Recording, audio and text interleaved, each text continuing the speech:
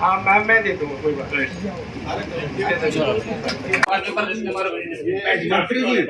उसका टेंडरी कंट्रैक्टर जो से है ना वो रद्द किया जाए। आप तो साइन कर सकते 10,000 ये साइन तो ये है सर, खाली कागज पे करवाते हैं क्या ये साइन इस पे करवा दीजिए। ये बाद में 18,000 ऐसे पेमेंट करते हमारे को। नहीं 12-17 से शुरू हो जाती है, वहाँ 10,000 तक पहुँच जाएगी। 7 साल से 10,000 पे ये सारे के लिए पहले कंप्लेंट क्यों नहीं करी आपने? सारे करते हैं, इसको यही करवाते हैं ठेकेदार से। इसको जो भी आपको माइक पे बोलूँ नहीं, 18,000 पे साइन कराते और 10,000 देते हैं। इसकी तो इंक्वायरी करो, तो क्यों नहीं बेचारे गरीब आदमी के कंडक्टर को बोल दिया ये चीज। यानी कि जिस किसान का ट्रांसफार्मर टूट जाता है, मान लो 20 का ट्रांसफार्मर है और उसकी मोटर जो है, मोटर भी उसके लोड के अनुसार है, तो कम से कम उनका तो ये लगाए। ये देखो जी, ये खुद सर्टिफिकेट उनसे जो बात कर दो, इस पे जहाँ भी मिलती हूँ वहाँ 10-10 बंदा में लेके खड़े हो जा, क्या साइन कर दो। ये बीओ मैडम को बुलाओ जी, बीओ मैडम के सामने एक्सेप्ट किया उन्होंने अभी, हाँ ये सिग्नेचर नहीं है इस पे, इनके बाद में साइन हुए। मतलब ये जानबूझ के इस मामले को, जो डीओ मैडम है इनके पास तो काफी मामले लंबित है इस मामले में, मतलब जानबूझ के इस मामले को उलझा रहे हैं जी। बच्चे के जब सचिन सर खुद या तो प्रिंसिपल अपना कोई प्रूफ दिखा दे मैं उसका बेटा हूँ, आधार कार्ड पैन कार्ड यही दिखा सकते हैं जी। मतलब ये हैंडीकैप्ड लेडीज है जी, ऐसे करके नाम काटे मिर्जापुर से भेजने लगे हैं जी। साइन किसके? सुमन देवी के साइन मैंने तो जी साइन ही नहीं करे, ये तो इंक्वायरी ये करेंगे किसने साइन करे जी। चलो कोई बात नहीं, कौन से ली हुई है? इसमें बहुत बड़ा घपला है जी। ये मैं इसमें गवाह था। इस बात किशन लाल ने मुझे धमकाया, इसने ये बोला तुम चाहे सीएम पे जाओ, अमित शाह पे जाओ, उसकी रिकॉर्डिंग है मेरे पास, हम छोड़ने वाले नहीं हैं। इन्होंने फेक बनाई, उन्हीं के खिलाफ कार्रवाई के लिए कहा गया है। इस कॉलोनी के बारे में बात मालिक सारा मामला I section 2021 of the act की प्रीमिसेस विजिट कर सकते हैं, उसकी फोटोग्राफ, उसके उनके साइन अगर कर देते हैं ठीक है। प्राइवेट प्रॉपर्टी ऐसे ले सकते हैं तो बिल्कुल लीगल नहीं है, बगैर लीगल के कैसे ले सकते जिसका पैसा हम भी नहीं मांग रहे, हम नहीं क्लेम कर रहे, तो ये भी करे डेट। चलो आप अगर ऐसा कोई लीगल जॉब पे है, कोई अपनी खेती छोड़ गया, जीवी छोड़ गया है, अब कहाँ देखते हैं किस चीज को बात करें सर? उनमें कोई भी ट्रांजेक्शन नहीं है सर, इनकमिंग कोई भी ट्रांजेक्शन ऐसा नहीं है तो सस्पिशियस है। नहीं सर, ये सर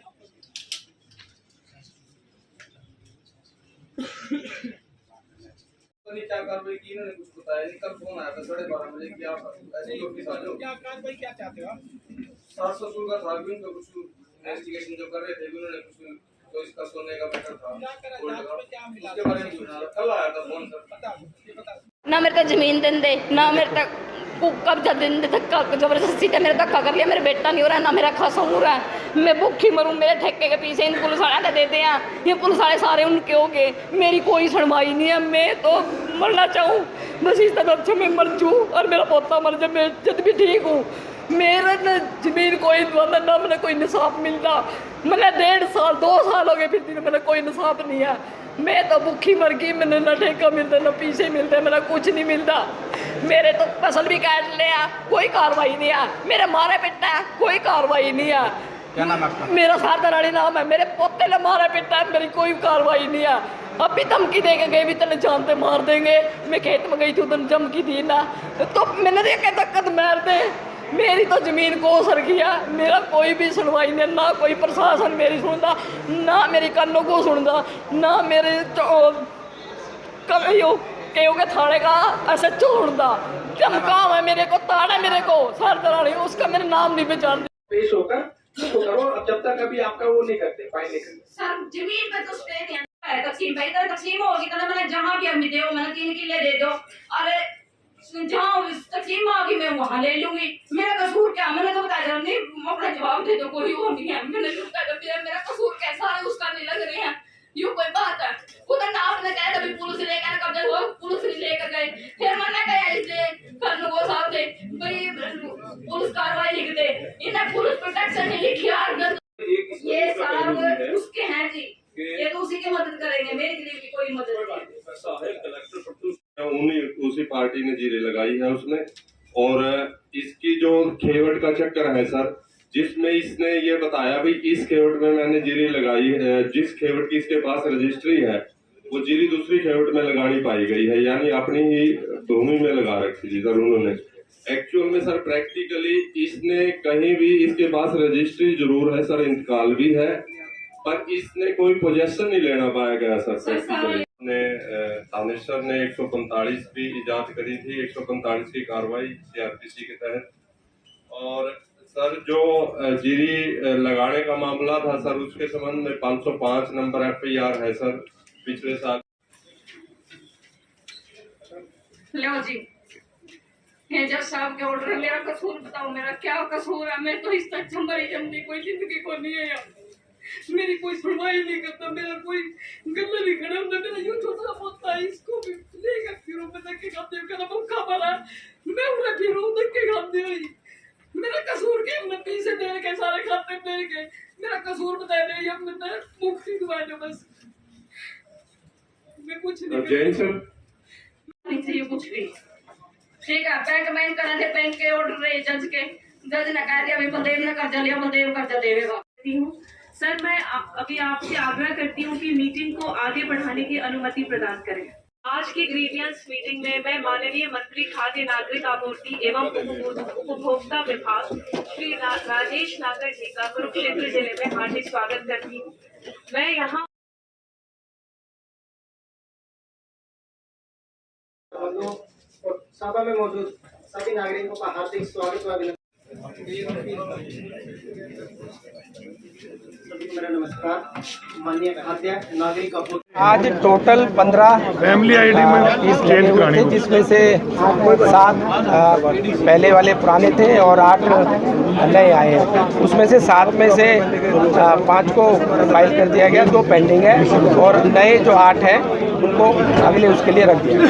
एक महिला की आपने पूछा था कि हाँ, एक महिला का कोई कनेक्शन चोरी का कोई इशू था बिजली का, तो उनकी कोई 7,500 रुपये कोई बिल पेंडिंग था पुराना, तो उस वजह से उनको बिजली कनेक्शन नहीं मिल रहा था, तो मैंने अपने पोस्ट से उनको जो बिल है 7,500 का दे दिया। तो आज दरिया दिली दिखाई है एक मंत्री होते हुए आपने कि 7,500 रुपये उस महिला को, पीड़ित महिला की मदद में। देखो, महिला गरीब परिवार से है और बहुत पीड़ित थी और रो रही थी, तो इसलिए हमारा भी एक फ़र्ज़ बनता है कि भाई किसी गरीब की मदद की जाए, और 7,500 कोई बड़ा अमाउंट नहीं है, और इसलिए मैंने अपने कोष से 7,500 बिल अदा कर दिया, जिससे वो उसको बिजली कनेक्शन मिल सके।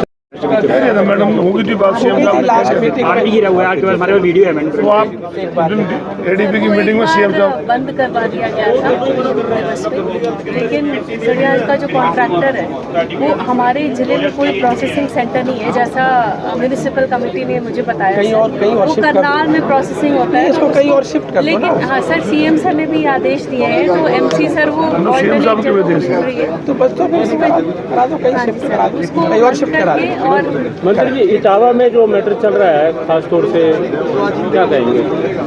देखो, इस बारे में मैं अभी कुछ कमेंट नहीं कर सकता, क्योंकि वहाँ जो हो रहा है, और आज जो हमारी ग्रीवेंस की मीटिंग थी और उसमें जो केसेस लगे थे उसके बारे में मैंने आपको भाई हमने विशेष रूप से लोगों को बिजली विभाग से बहुत बड़ी शिकायत है कि लोगों की सिक्योरिटियाँ भरवा ली गई। लोड भरवाने के लिए जिस दिन की सिक्योरिटी भरी गई है उस दिन से ही बिल लेने शुरू कर दिए बड़े हुए, जबकि अब तक भी ट्रांसफार्मर नहीं लगा।